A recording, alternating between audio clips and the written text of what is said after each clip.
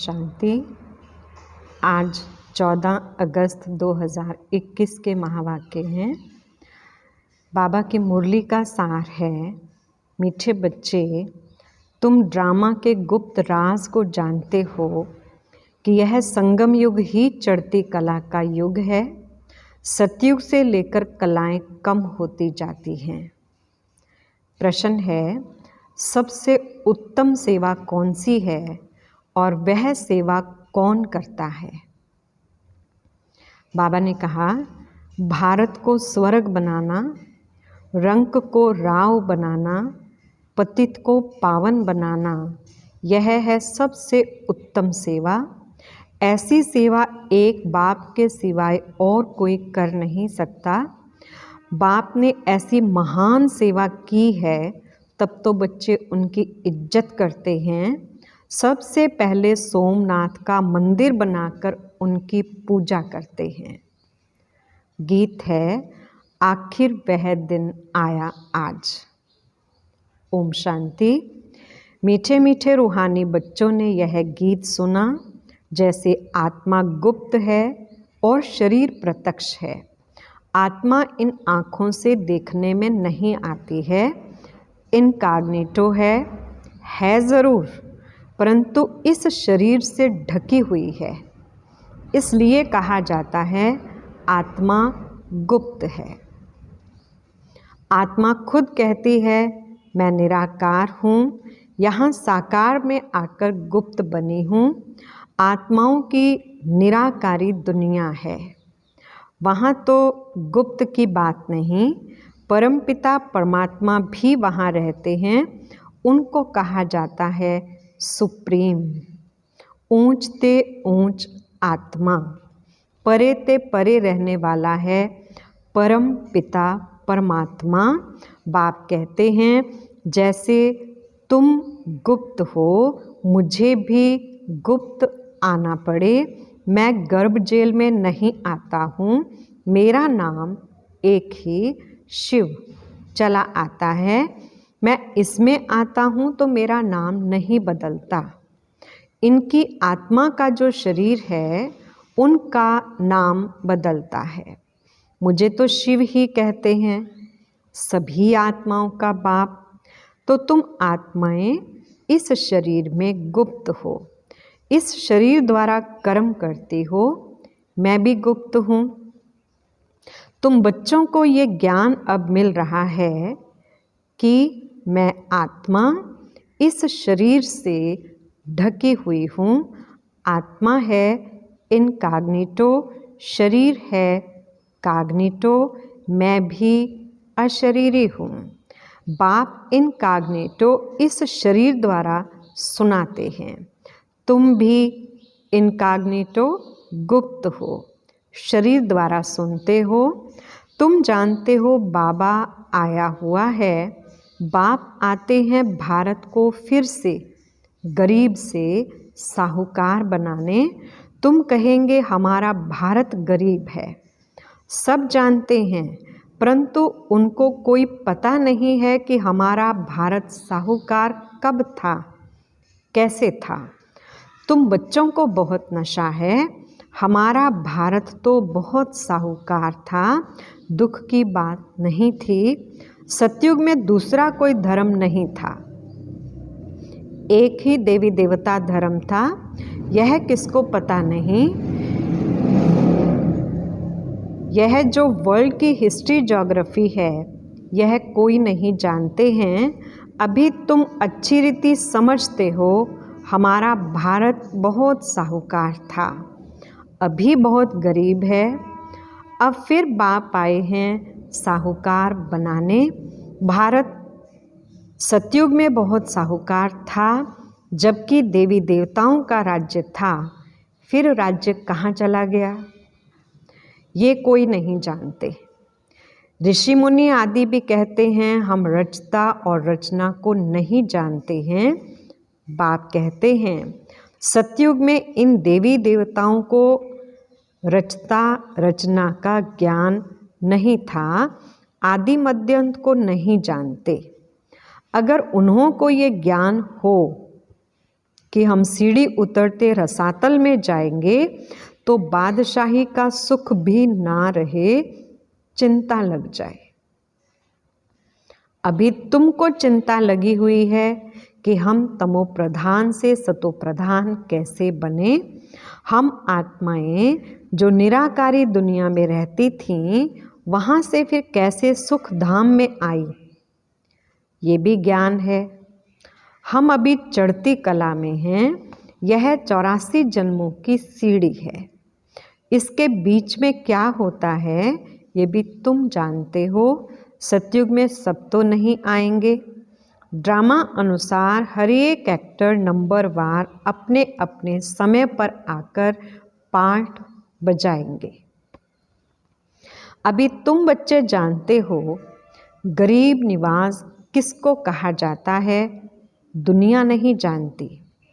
गीत में भी सुना, आखिर वह दिन आया आज। ये सब है भक्ति। भगवान कब आकर हम भक्तों को इस भक्ति मार्ग से छुड़ाए सदगति में ले जाते हैं, ये भी समझा है। राम राज्य, रावण राज्य किस चीज़ का नाम है ये भी कोई मनुष्य नहीं जानते। अभी तुम बच्चे समझते हो बाबा फिर से आ गया है इस शरीर में। शिव जयंती भी मनाते हैं तो शिव ज़रूर आते हैं।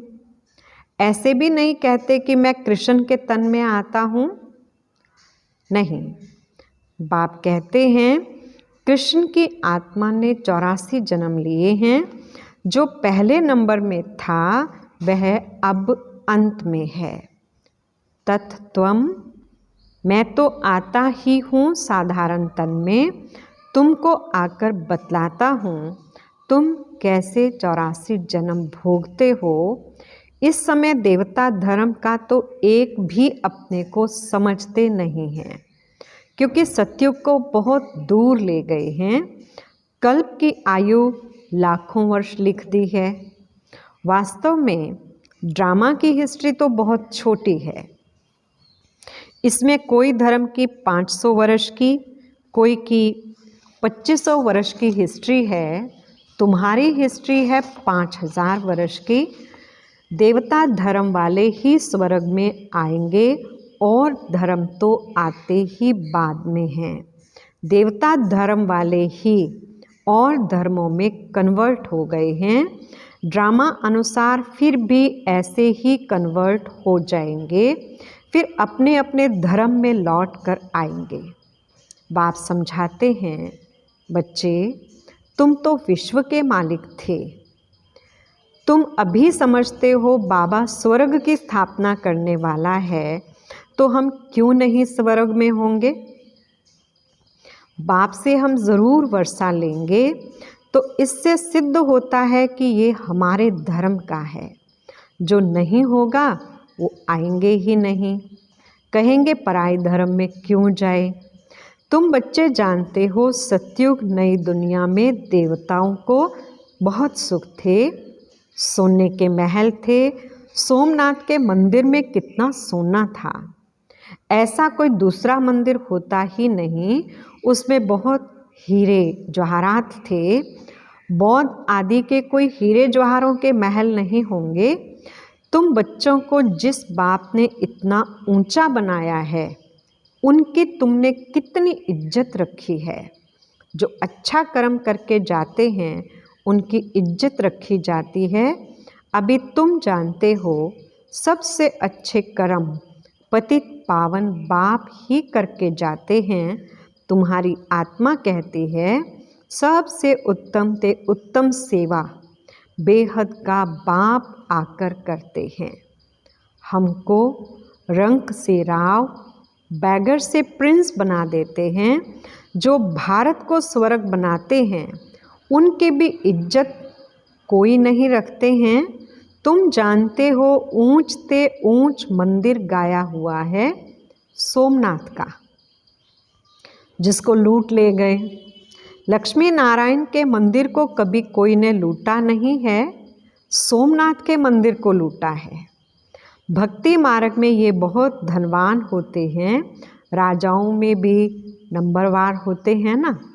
जो ऊंच मर्तबे वाले होते हैं उनकी छोटे मर्तबे वाले इज्जत करते हैं, दरबार में भी नंबरवार बैठते हैं।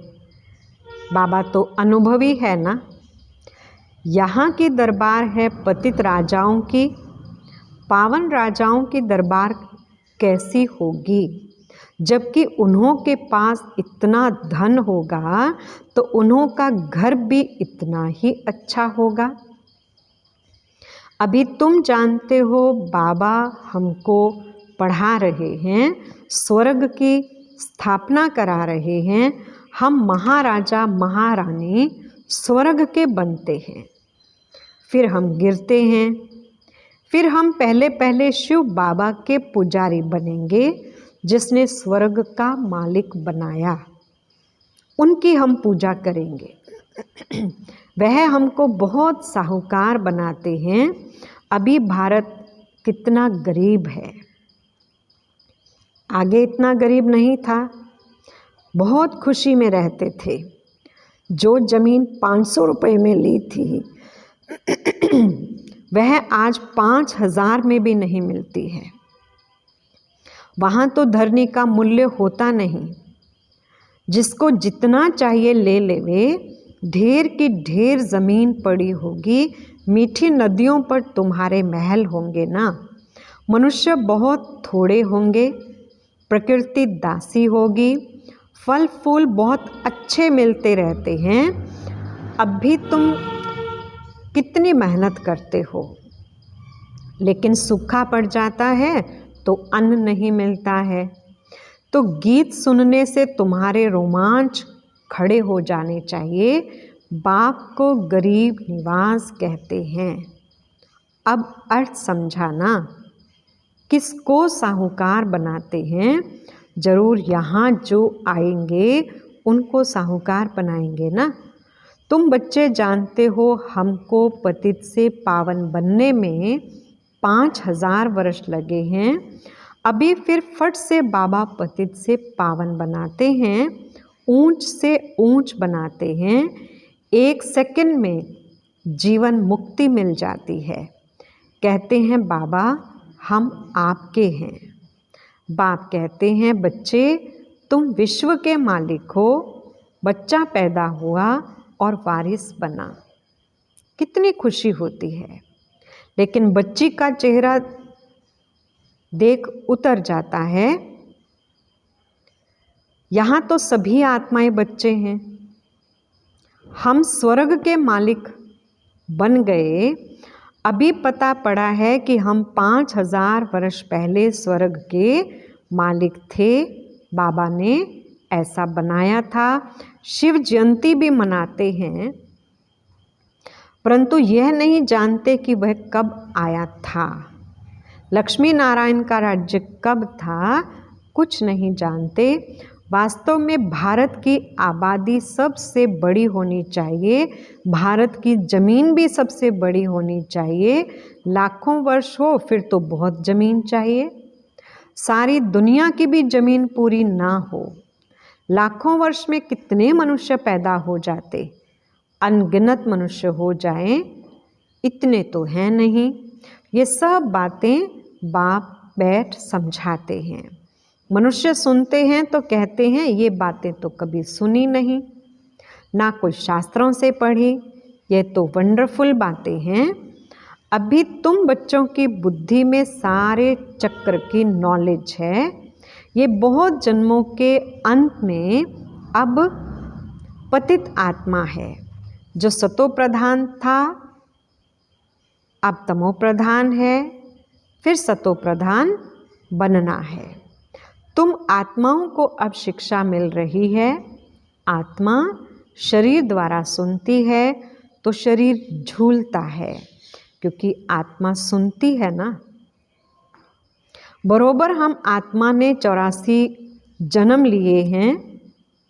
84 माँ बाप ज़रूर मिले होंगे, ये भी हिसाब है ना। बुद्धि में आता है 84 जन्म लेते हैं, फिर और कमती जन्म वाले भी होंगे। मिनिमम मैक्सिमम का हिसाब होगा ना। बाप बैठ समझाते हैं शास्त्रों में क्या क्या लिख दिया है। तुम्हारे लिए तो फिर भी 84 जन्म कहते हैं, मेरे लिए तो अनगिनत बेशुमार जन्म कह दिया है। कण कण में बस जिधर देखता हूँ तू ही तू, कृष्ण ही कृष्ण है। मथुरा वृंदावन में कहते हैं कृष्ण सर्वव्यापी है। राधे पंथ वाले फिर कहेंगे राधे ही राधे, कहेंगे हम राधा स्वामी हैं। कृष्ण स्वामी और हैं वो राधे को मानते हैं। जिधर देखता हूँ राधे ही राधे, तुम भी राधे हम भी राधे। अब बाप बैठ समझाते हैं बरोबर, मैं गरीब निवाज हूँ। भारत ही सबसे साहूकार था, अभी सबसे गरीब बना है, इसलिए मुझे भारत में ही आना पड़े। यह बना बनाया ड्रामा है, इसमें ज़रा भी फर्क नहीं हो सकता। ये बड़ा ड्रामा है। ड्रामा जो शूट हुआ वह हूबहू रिपीट होगा। ड्रामा का भी पता होना चाहिए। ड्रामा माना ड्रामा, वह होता है हद का ड्रामा, यह है बेहद का ड्रामा। इसके आदि मध्य अंत को कोई नहीं जानते। तो गरीब निवाज निराकार भगवान को ही मानेंगे, कृष्ण को नहीं मानेंगे। कृष्ण तो धनवान सत्युग का प्रिंस बनता है, भगवान को तो अपना शरीर है नहीं। वह आकर तुम बच्चों को धनवान बनाते हैं, तुमको राजयोग की शिक्षा देते हैं। वह भी पढ़ाई से बैरिस्टर आदि बनते हैं, फिर कमाई करते हैं। बाप भी अभी तुमको पढ़ाते हैं। तुम भविष्य में नर से नारायण बनते हो, तुम्हारा जन्म तो होगा ना। ऐसे तो नहीं स्वर्ग कोई समुद्र से निकल आएगा। कृष्ण ने भी जन्म लिया ना। कंसपुरी आदि तो उस समय थी नहीं। कृष्ण का कितना नाम गाया जाता है, उनके बाप का नाम ही नहीं। उनका बाप कहाँ है? ज़रूर राजा का बच्चा होगा ना। वहाँ बड़े राजा के घर में जन्म होता है, परंतु वह पतित राजा होने के कारण उनका नाम थोड़े ही होगा। कृष्ण जब है तब थोड़े पतित भी रहते हैं। जब वह बिल्कुल खलास हो जाते हैं तब वह गद्दी पर बैठते हैं, अपना राज्य ले लेते हैं, तब ही उनका संवत शुरू होता है। लक्ष्मी नारायण से संवत शुरू होता है।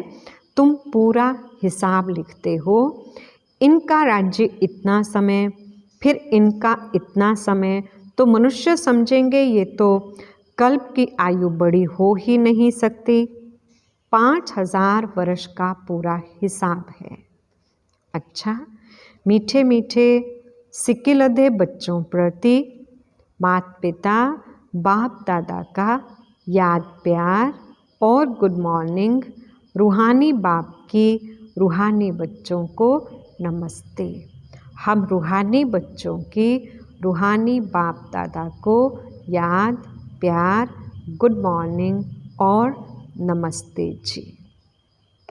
धारणा के लिए पहला पॉइंट है, रचयिता और रचना का ज्ञान बुद्धि में रख सतो प्रधान बनने का पुरुषार्थ करना है। बस एक ही चिंता रखनी है कि हमें सतो प्रधान ज़रूर बनना है। दूसरा पॉइंट है, इस बेहद के ड्रामा को बुद्धि में रख अपार खुशी में रहना है। बाप समान इज्जत पाने के लिए पतितों को पावन बनाने की सेवा करनी है। वरदान है, एवर रेडी बन, हर परिस्थिति रूपी पेपर में फुल पास होने वाले एवर हैप्पी भव। विस्तार, जो एवर रेडी हैं उन्हों का प्रैक्टिकल स्वरूप एवर हैप्पी होगा।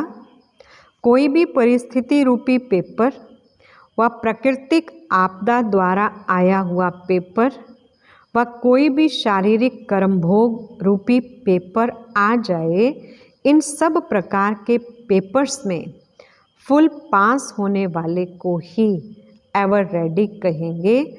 जैसे समय किसके लिए रुकता नहीं, ऐसे कभी कोई भी रुकावट रोक ना सके।